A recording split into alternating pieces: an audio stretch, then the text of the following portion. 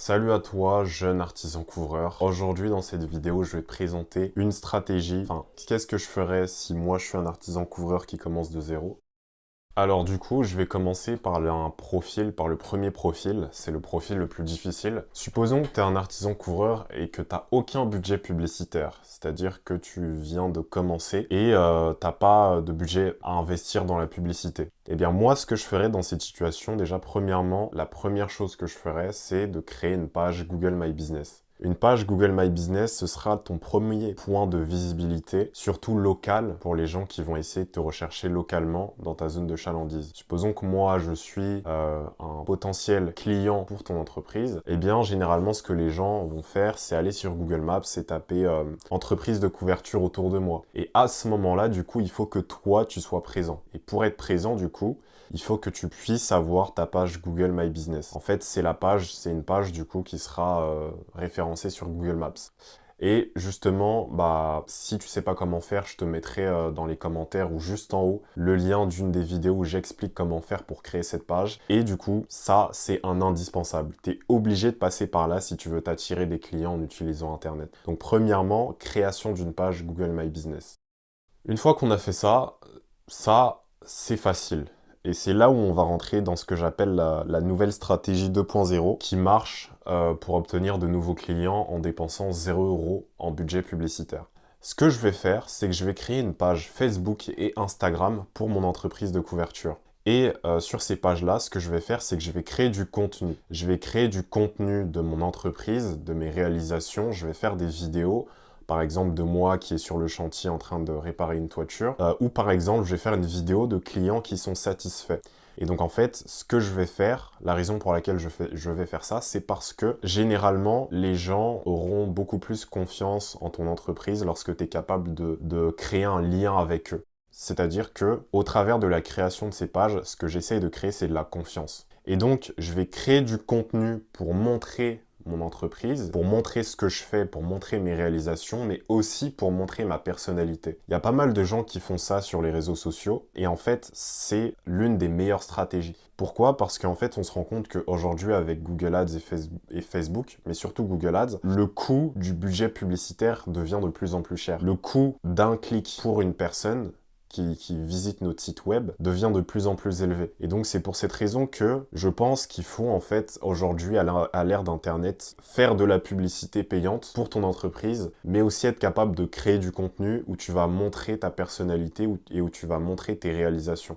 Parce que si par exemple tu n'as pas de budget, du coup tu vas plus t'orienter vers la stratégie que je vais te révéler maintenant. Et cette stratégie, elle marche sur le long terme. C'est pas une stratégie qui marche en un claquement de doigts et puis waouh, t'as 100 clients d'un coup. Absolument pas. Mais si t'es patient et si t'oses te montrer et créer du contenu, c'est une stratégie qui est gagnante sur le long terme et tu deviendras une référence dans ton département ou dans ta région. Alors, pour que tu comprennes au mieux la stratégie, il faut d'abord en fait que je te résume le processus d'achat lorsque une personne veut acheter un produit ou un service. En fait, tous les êtres humains, lorsqu'on veut un produit ou un service, on va passer par ces différentes étapes avant de passer à l'action d'achat en elle-même. Déjà, premièrement, on va dire que pour ceux du coup qui vont faire de la publicité pour leur entreprise sur Google Ads ou Facebook Ads, surtout sur Google Ads, on va aller cibler les personnes qui sont prêtes à acheter tout de suite. C'est-à-dire que c'est des gens qui vont rechercher tes services, qui vont rechercher artisans fuite de toiture par exemple. Et en fait, c'est des gens qui ont un besoin urgent. C'est-à-dire qu'il n'y a pas un laps de temps entre la considération et l'action. C'est-à-dire que l'action est directe, elle est instantanée. C'est-à-dire que j'en ai besoin maintenant, hop, je cherche sur Google et le premier que je trouve, je l'appelle. Et donc ça, c'est l'avantage de la publicité, c'est que les gens qui ont le budget, ils vont pouvoir aller cibler ces gens-là. Des gens qui ont un besoin immédiat. Mais toi, par exemple, si tu es dans le profil 1 et que tu n'as aucun budget à investir, eh bien, on va fonctionner différemment. En fait, tout en bas, justement, on peut un peu représenter ça comme une forme d'entonnoir. Il y a plusieurs modèles, mais pour simplifier, il y a l'entonnoir de ceux qui sont prêts à passer à l'action. Et en fait, il se situe tout en bas de cet entonnoir-là. Ça, c'est des gens chauds, prêts à acheter ton service immédiatement. Et ça, du coup, c'est des gens qu'on va cibler avec de la publicité payante. Et si on remonte juste au-dessus, il y a des gens qui sont dans une phase que je vais appeler une phase de considération. C'est-à-dire qu'ils ne sont pas prêts à acheter ton produit tout de suite, mais ils y réfléchissent, ils y pensent. Tu sais, c'est un peu comme si par exemple tu veux acheter je sais pas, une console de jeu ou une nouvelle caméra par exemple, ça dépend de quelles sont tes passions, mais il y a une phase où tu vas peut-être aller sur internet, écouter les avis des gens, comparer, dire oui, mais est-ce que cette caméra elle est mieux qu'une autre? Ok, donc il y a telle personne qui dit ça.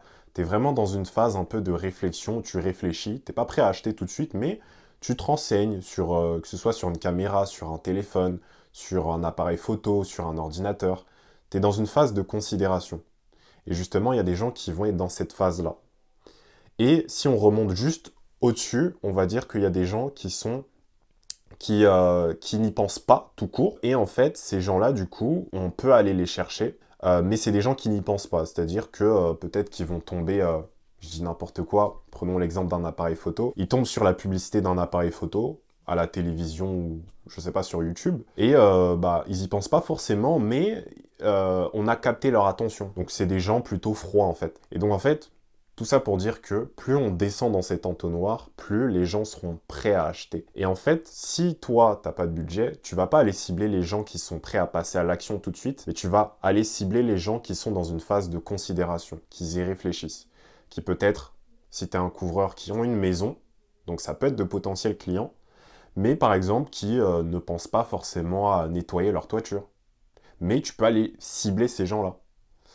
Et donc, pour aller cibler ces gens-là qui sont dans une phase de considération, qui y pensent, mais c'est pas urgent pour eux, ce que tu vas faire, ce que je vais faire par exemple, si moi je suis dans ce profil 1, c'est que je vais aller créer du contenu du coup sur Instagram et sur Facebook. Je vais ouvrir une page Facebook et je vais aussi ouvrir une page Instagram. Je vais créer du contenu.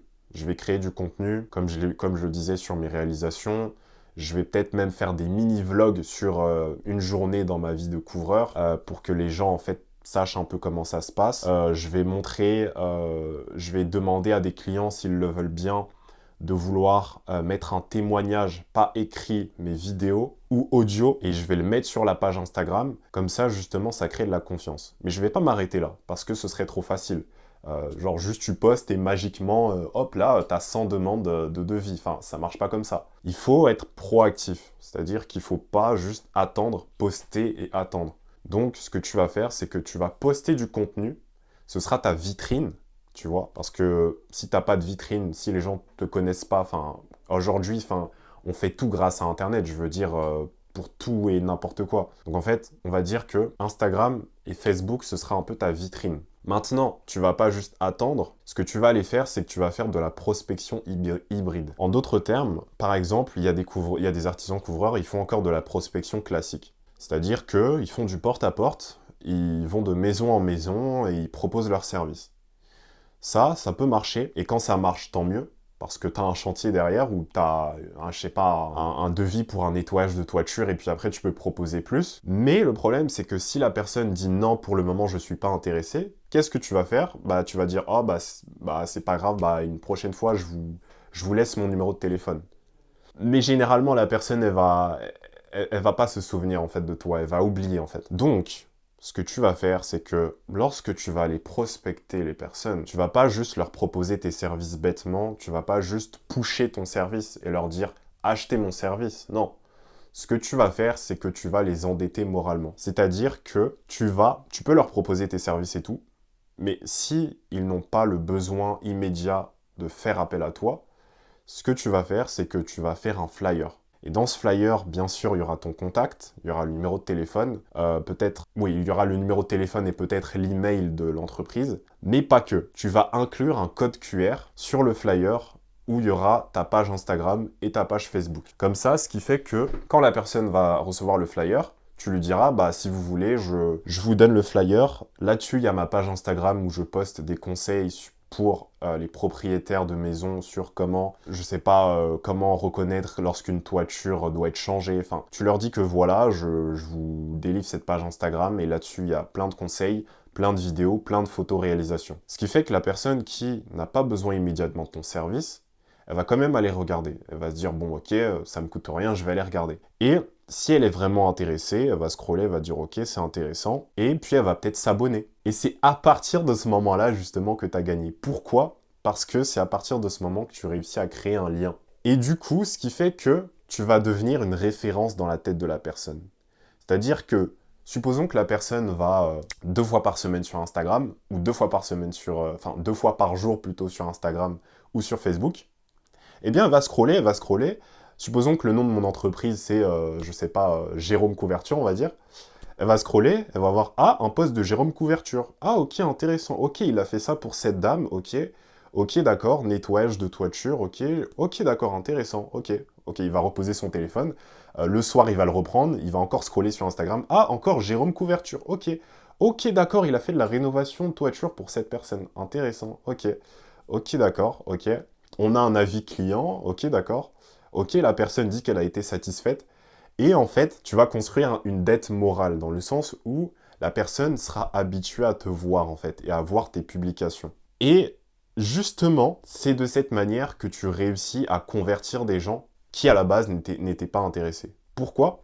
Parce que ce type de personnes-là, ils sont peut-être pas dans la phase action, mais ils sont dans la phase considération. Et si tu réussis à cibler ces personnes-là qui sont dans cette phase considération, au travers de ta page Instagram, ce que tu vas faire en fait, c'est que tu vas les faire transiter de la phase considération. J'y réfléchis, ok, je vois, je regarde, ok, c'est intéressant ce qu'il fait, mais bon, pour le moment, je suis pas prêt. Et dès que je serai prêt, la première personne que je vais appeler, ce sera Jérôme Couverture. Pourquoi? Parce qu'ils sont devenus une référence dans ma tête. Parce que je les ai vus tellement de fois que c'est la première entreprise à laquelle je pense. Et dès que j'ai un problème sur ma toiture ou dès que j'ai envie de rénover ma toiture, je pense Jérôme Couverture. En fait, c'est ça le but. Le but, c'est de devenir une référence dans la tête des gens dans ton département ou dans ta zone de chalandise.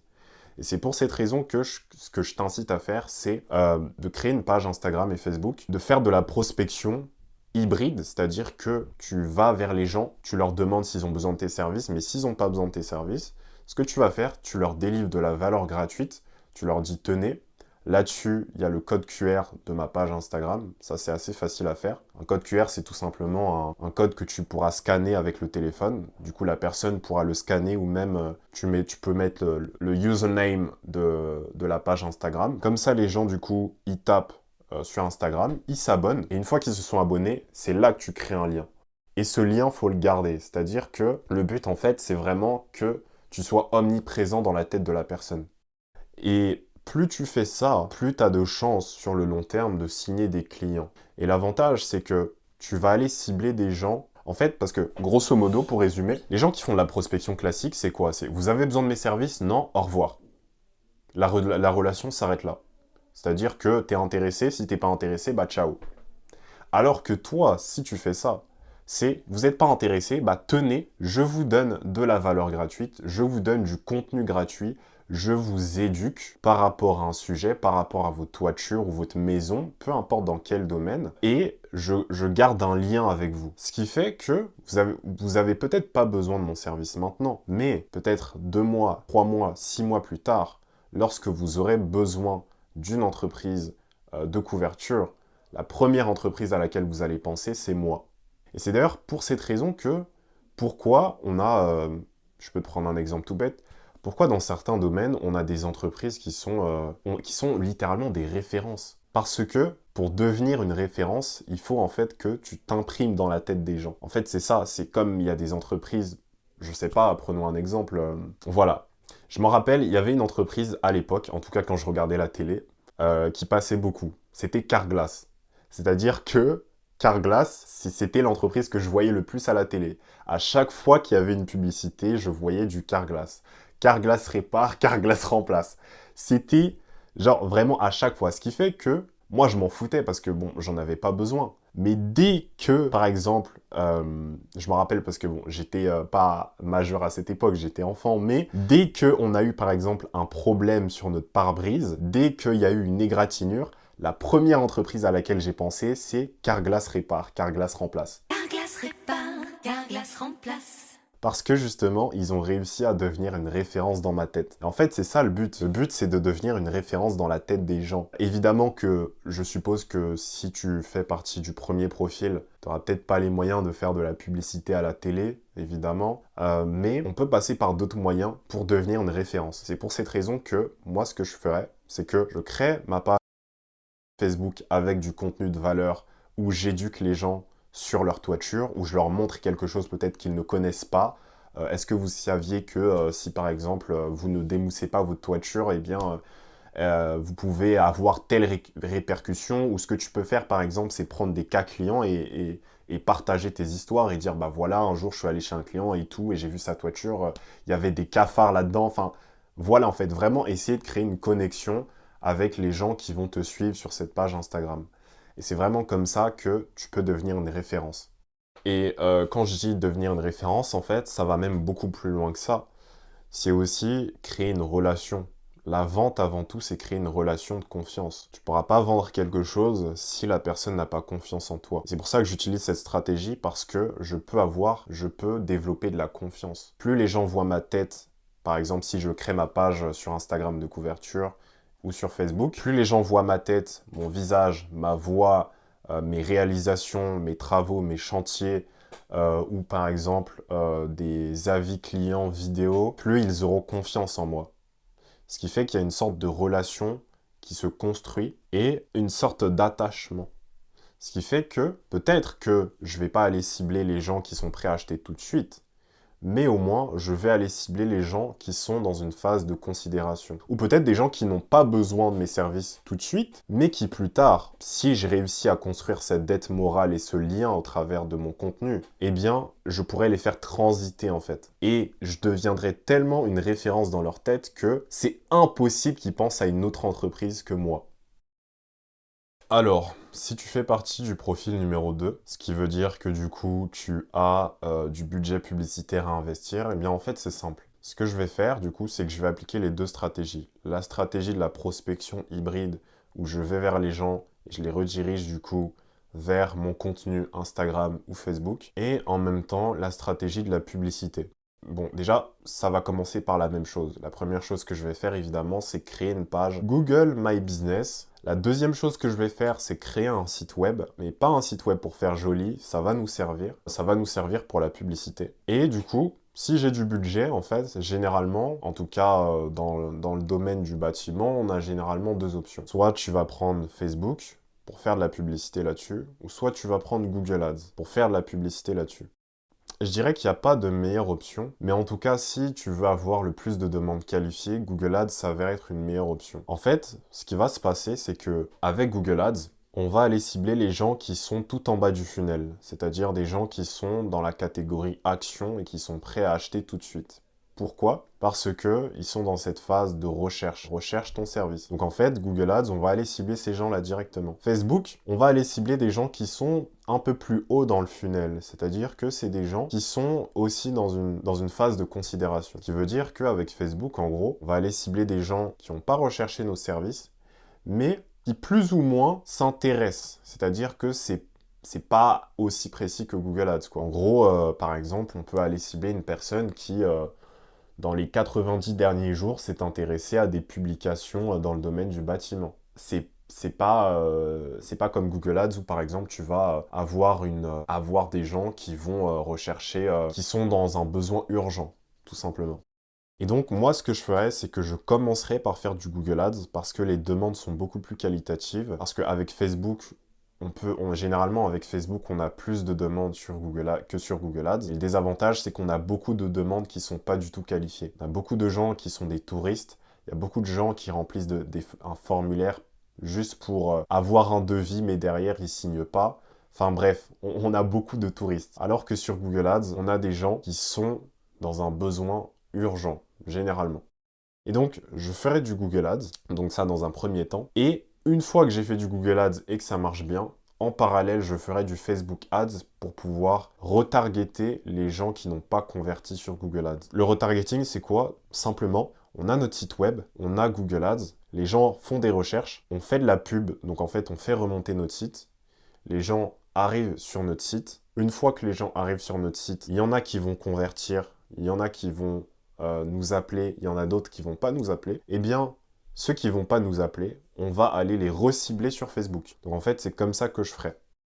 Je commencerai par faire du Google Ads parce que les demandes sont très qualitatives. Et puis après, je recible sur Facebook les gens qui n'ont pas converti. Une fois du coup que j'ai fait tout ça, ce que je ferai, c'est que je vais appliquer la méthode hybride. C'est-à-dire que si j'ai les moyens et si j'ai des commerciaux, ce que je vais faire, c'est que je vais créer du contenu sur Instagram et sur Facebook et je vais tout simplement aller dire à mes commerciaux d'aller prospecter directement en porte-à-porte et justement d'être dans une optique d'apport et d'ajout de valeur. C'est-à-dire qu'on va vers les gens non pas pour pousser notre produit et dire s'il vous plaît, achetez notre produit, s'il vous plaît, achetez, je suis pauvre, je suis pas d'argent, moi, vouloir acheter, s'il vous plaît, acheter. Au lieu de supplier les gens, on va tout simplement les endetter moralement.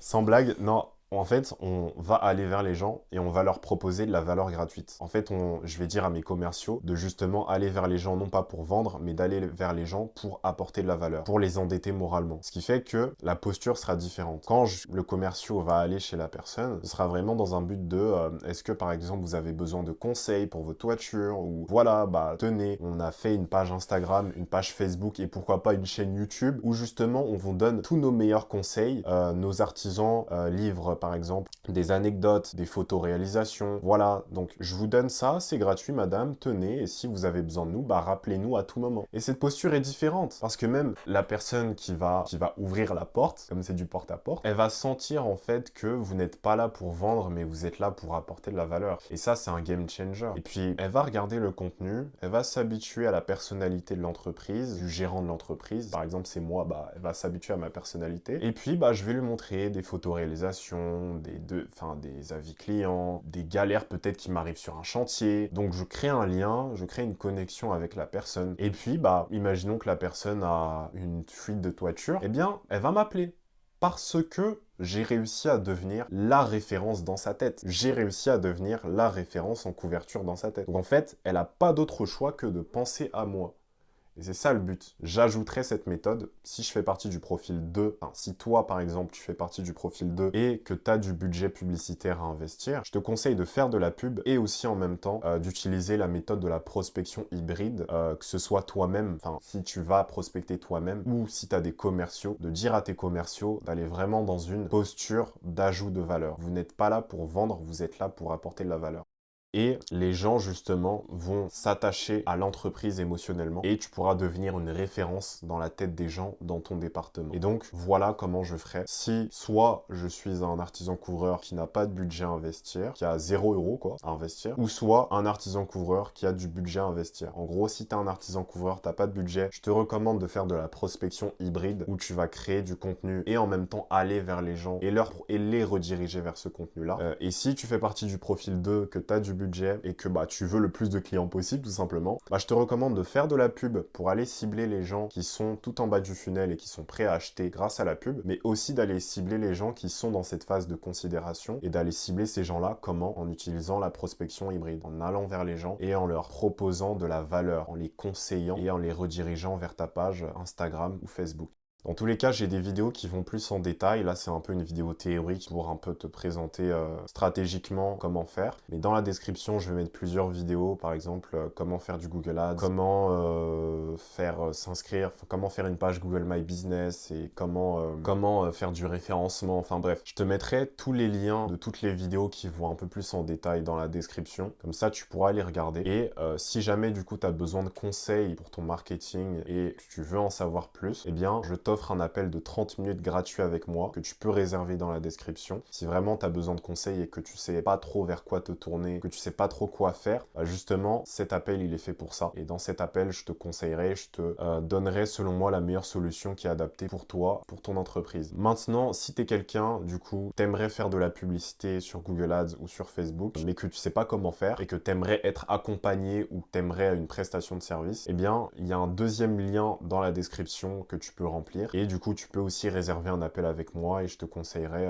sur quelle est la meilleure stratégie à adopter avec le budget que tu as. Donc, voilà.